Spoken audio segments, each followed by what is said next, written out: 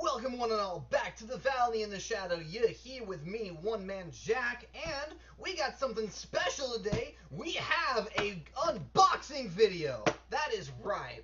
So, man, where do we even start with this? Last Friday, got something very important. Spent the whole day partying to celebrate, and then I was working yesterday and all of today. So it's actually 1 a.m. Monday morning. I'm probably going to upload this almost immediately after I finish recording it. And also, it's a vlog. I don't think I've done an actual straight up vlog yet. Or have I? Do the storytime videos count as vlogs? I don't know. Anyways, we're doing an unboxing. And ooh, I should not show that front sticker that has my full name on it. We're gonna, hold on. Let's a Sharpie. No, we're just gonna take the lid off. You can't see it now. It's gone. So what we got here, we got the A&M logo. Oh wait, shit, I need to unflip this. Hang on. Okay, no, that's fucking wrong. Do it right. There we go. Okay. God, oh my god, that looks weird. Oh, it looks so weird. Why is it? Oh man, that looks so weird. Not flipped. Like I know this is correct, but like I don't know. For recording videos, like it usually like if you can look into it, if it's flipped like a mirror would be, it looks okay. But this is that looks so weird. This is my left hand. Okay. Anyways, got the A&M logo on it. I wonder what this could be. A&M logo. That's right, bitches. It's my A&M Aggie Ring. You can't see that for shit, can you? I wonder if I can focus my laptop camera. No, probably not. Anyways, oh man, this. Here we go. Bink, gone. Just like put an edit cut in there of me just vanishing and cut to just the chair empty, like the freaking ring of power. Oh man.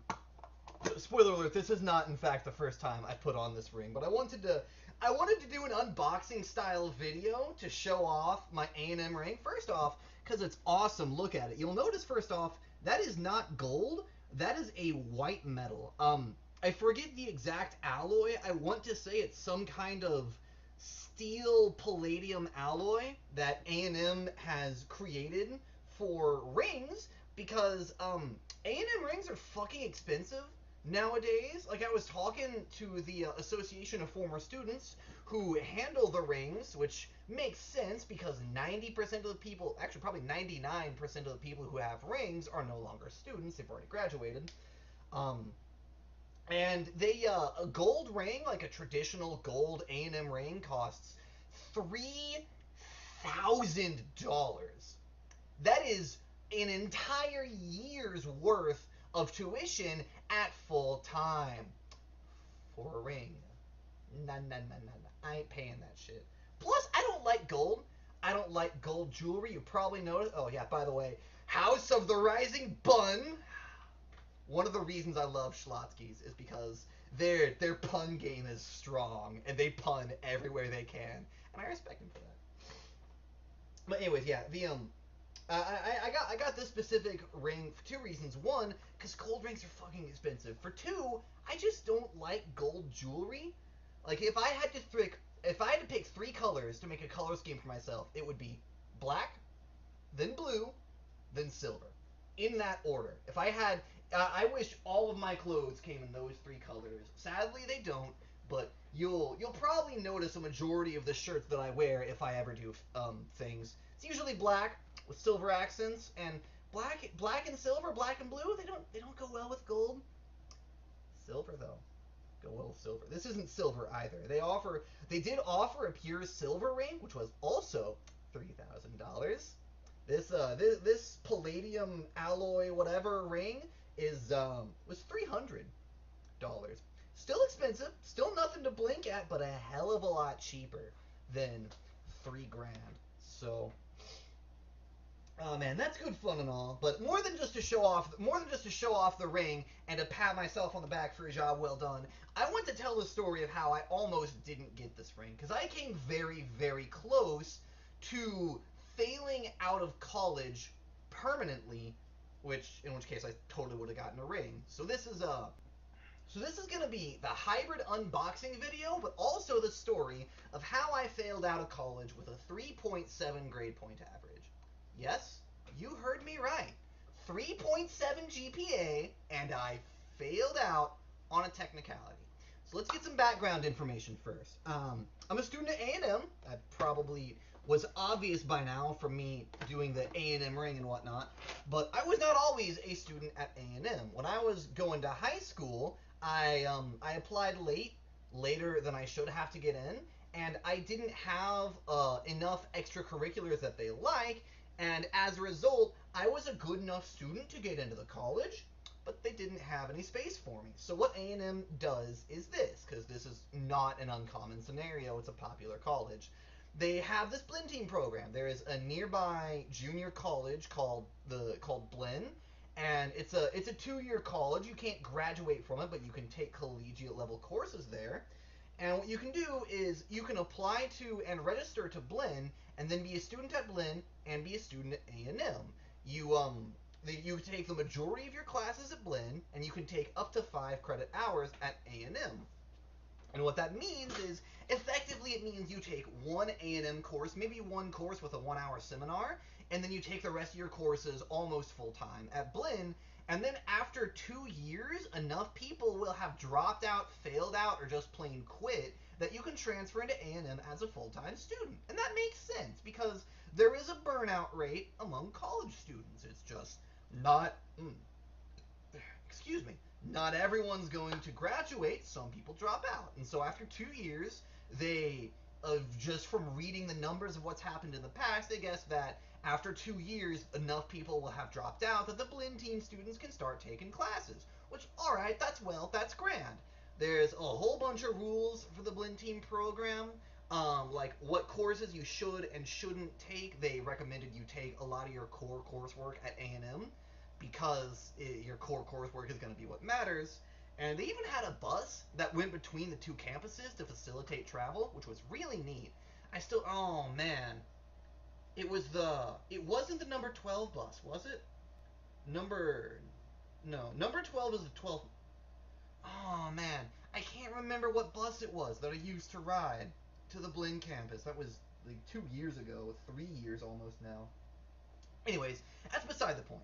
Among the rules that they had for Blinn Team was, you'll see me taking my ring on and off constantly because I fidget a lot. One of the rules was you need to maintain a 2.0 grade point average. Alright? An A is a 4, a B is a 3, a C is a 2. You maintain at least a C average among your courses, you'll be fine. Alright, that's grand. I made exactly 1 C in all of high school. Fucking Spanish. I am not good at Spanish. I tried to learn it. I know, like, some small amount of it. I just... my brain. I am an English speaker. I am an English artisan. I'm an English writer. Yeah, I just wasn't able to shift my brain into the headspace of Spanish. But anyways, again, I'm getting sidetracked. I go off on tangents a lot. So, you have to maintain a 2.0 grade point average. Okay, that's fine. That's dandy. What they didn't tell me, or perhaps what they did tell me and didn't stress, was that the 2.0 grade average was averaged separately at the campuses. Now, in retrospect, this should have been obvious because Blinn and A&M are different colleges, but at the time, I thought it was like just the Blinn campus of A&M, and like A&M owned Blinn or something weird like that. I had no idea what the fuck was going on, but I did not know that the 2.0 grade point average was averaged separately. So I followed their suggestions. I took a lot of my major coursework at A&M, which meant I was taking some decently hard courses at A&M. I made B's though. I'm kind of proud of a lot of those B's. I did all right. Made mostly A's over at Blinn. I would get like 1 B for every 4 A's. I was just nailing it because I had an excellent high school. I had just a fantastic high school that I went to. And a lot of my freshman and even some of my junior level college courses were review of stuff that I'd learned in high school. So it was easy, especially the chemistry stuff. Oh, yeah, chemistry was my jam.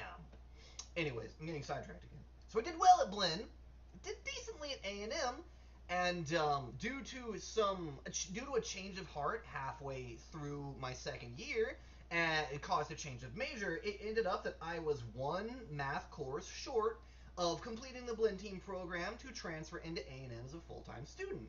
I talked to admin like, that's all right. You could take it in the summer school. You pass a grade, you'd be an A&M student in fall, everything be grand. Like, all right, summer school. I had done summer school once before the previous year, and I liked it. It was fun. It's like I'm the kind of guy who likes to focus on something. Like the number one thing I hate about college is the alternating Monday, Tuesday like class schedule. You got a class that's a Monday, Wednesday, Friday, and you have classes that are just Tuesday, Thursday. I hate that with a passion. It is just, oh, I don't like it. It doesn't sit well with me. It interrupts my train of thought. It's hard for me to to alternate my attention like that. I like to focus. Summer school, you have one subject every day of the week. You can focus on it. You do good. I did good in my last summer school, thought I'd do good here. So I take, my first mistake was in not noticing the kind of math course that I would need to take for this math. Now, all the 200 level math that I needed to take was full, but there was a 300 level math that I would have needed to take anyways that was open that I had cleared the prerequisites for. So I'm like, okay, I'll take this one instead. As it turns out, that 300 level course was differential equations. Any math majors out there are probably already groaning and saying, no, you fucking idiot, don't take DiffEq during the summer. So, for those of you who don't know, I roll up, first day of differential equations, I'm feeling alright, start talking with other students. Every single goddamn student in that room was there because they had failed that course in the previous semester. Man, did that give me some confidence in that course. Man, yeah, DiffEq, like Calculus 1 and Calculus 2, it was a weed-out course. It was an incredibly challenging course. It was rough. It was a rough trip of it, and I made a C. And that's not a C that I was proud of. There are some C's that I'm proud of. That just take that for what you will. That was not a C that I was proud of. I could have studied harder, by which I mean I could have just abandoned any pretense of a social life and really hit the books, but I didn't know how serious the situation was. I studied, I passed, I got a C. I thought that was all right. Oh, wait, no, I'm sorry. I made a mistake in telling the story. You needed a 3.0 GPA for Blinn Team, not a 2.0. So you needed at minimum a B average or a B plus average. So that'll be very important here because I got the C in differential equations. All right, I passed. It's a good grade. You need at least a 2.0 in all your major coursework for it to count towards your major. So I thought, all right, a C, not good, but I can continue forwards. I don't have to retake the course. As it turns out, I go to register for the fall semester then. Error, you are not a student at this university. Excuse me? Excuse me? So I'm like, I go to admin's office the next day. I'm like, hey, admin, some weird bug in the system? Something about me not being a student at this here university? And they were like, yeah, so, let's look up your file. Okay, you were Blinn Team. Let's see. Oh, yeah, you failed out of the Blinn Team program. Excuse me?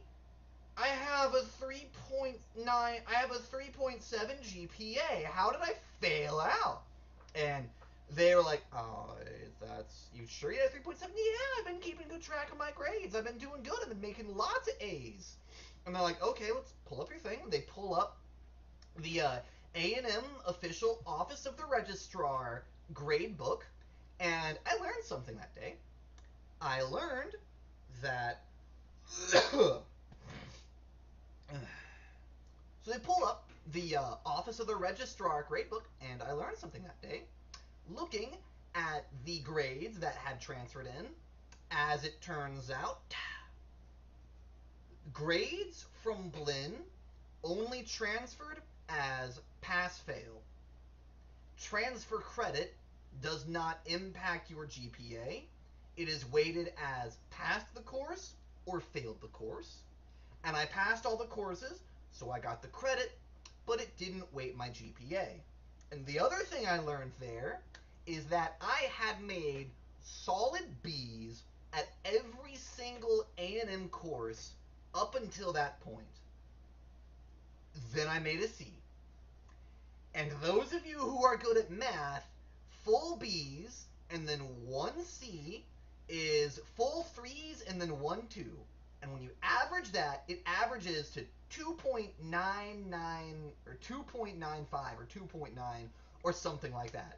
And 2.5 is less than 3, and I failed out of the Blinn Team program. And the registrar was calmly explaining this to me, and I'm like, that's bullshit.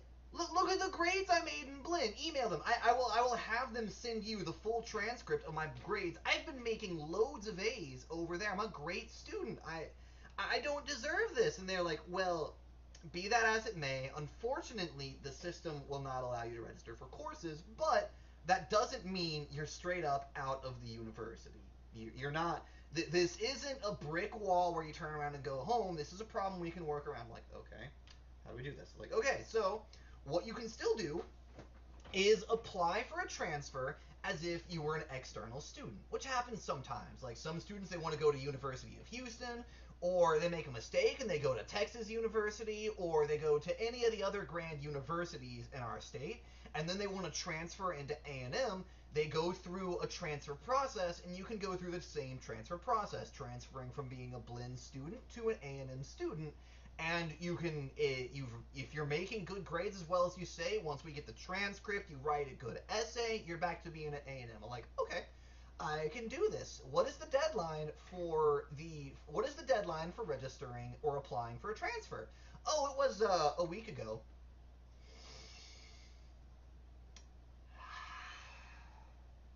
You can imagine my distress. So the heart of the matter that we decided to was that short of an act of God, I wasn't going to be able to take classes that semester. So I didn't. I went home, I got a job. Spring semester rolled around, I decided, you know what? I'm going to keep working my job. I'm getting a goodly amount of money helping my dad out, which that was a point in time in which my parents did need my help. Oh, that was when we were moving, wasn't it? Oh man. Yeah, I think that was when they were moving from the one house into the other, and I permanently wounded my kneecap. That's a different story. But anyways, I stayed. I took a full year off working my job, and then I was keeping an eye on the calendar this time, and time comes back around to apply to register as a transfer student. I'm like, okay. Really freaking stressed out about it now, because I get unduly stressed about anything college related now. With due reason, I should hope. And I was like, okay. I got my mom's help, and between she and I, we got me written a pretty good essay. Stressed the fact that I'm a third generation Aggie, because A&M, oh, they do love family tradition and whatnot, and ancestry and all that fun jazz. And yeah, got myself back into A&M, and that was a year ago. And after that, that was a total of 3 years. I was now legally a senior, which means I can get the Senior Aggie Ring. And that is the story of how I failed out of college with a 3.75 GPA. I went back and I did the math after that. I weighted my grade across both campuses, complete with weighting it by credit hours. The total average came to 3.7. And I imagine that when I applied for a transfer, the grade office was like, oh, yeah, I remember this guy. This is that one guy who got failed out on a technicality because he had like a 2.95 at A&M and a 3.8 at Blinn. So that's the end of the story. It's going to be the end of me show. Let's flash it one more time for the camera. Get it nice and close up in there. Oh, yeah. Let's do it. Can I bro fist the camera with the ring? Psh. That probably looked stupid. Anyways, thank you all so much for watching. Thank you for listening. I hope you enjoyed my tale. And if any of you are going to A&M and you do Blinn Team, be careful. They will fuck you on that. They will remorselessly and without pity say, nope, the system will not allow you in because you didn't cross your T's and dot your I's and all that bullshit. So, yeah, that's that. Thank you for watching. Drop by the comment section below if you have any similar administrative difficulties, as they're called, or even just fun stories from college in general. Please let me know. I love to hear, love to talk, love to banter around the fireside and share stories. Although I'm alone in my apartment right now and there is no fire to keep me warm at night. But that's beside the point. I'm rambling. I always do this at the end of the video. Thank you all for watching, but I do hear my curtain calling to me. So I must bid all you lovely people adieu until I see you next time right here on the dark side. You keep it classy.